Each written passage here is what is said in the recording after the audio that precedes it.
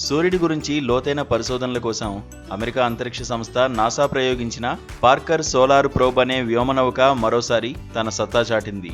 తాజాగా భానుడికి అత్యంత సమీపంలోకి వెళ్లిన ఈ అద్భుత యంత్రం గంటకు 6,87,000 కిలోమీటర్ల వేగంతో పయనించింది. ఇంత వేగంతో ప్రయాణిస్తే కశ్మీర్ నుంచి కన్యాకుమారికి చేరుకోవడానికి కేవలం 19 సెకండ్ల సమయం మాత్రమే పడుతుందని నిపుణులు అంచనా వేస్తున్నారు. ఇక ఈ పార్కర్ సోలార్ ప్రోబ్ ఇప్పటికే 3 సార్లు ఈ వేగాన్ని సాధించింది.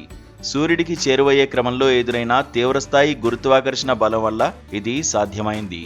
2018లో నాసా ప్రయోగించిన పార్కర్ సోలార్ ప్రోబ్ కక్షలో పరిభ్రమిస్తూ పలుమార్లు భానుడి సమీపంలోకి వెళ్తోంది. తద్వారా వ్యోమగాములు, ఉపగ్రహాలు, విద్యుత్ గ్రిడ్కు హాని కలిగించే సౌర గాలులు, జ్వాలలు, తుఫాన్లపై కీలక వివరాలను సేకరిస్తోంది. పార్కర్ ప్రోబ్ అందించే డేటా అంతరిక్ష వాతావరణానికి సంబంధించి ముందస్తు హెచ్చరికలు చేయడానికి దోహదపడుతుంది. ఈ నెల 10 నుంచి 20 మధ్య పార్కర్ ప్రోబ్ కరోనాలోకి వెళ్లి వచ్చింది. ఈ క్రమంలో తన పరికరాలేవీ దెబ్బతినలేదన్న సంకేతాన్ని పంపినట్లు నాసా వెల్లడించింది.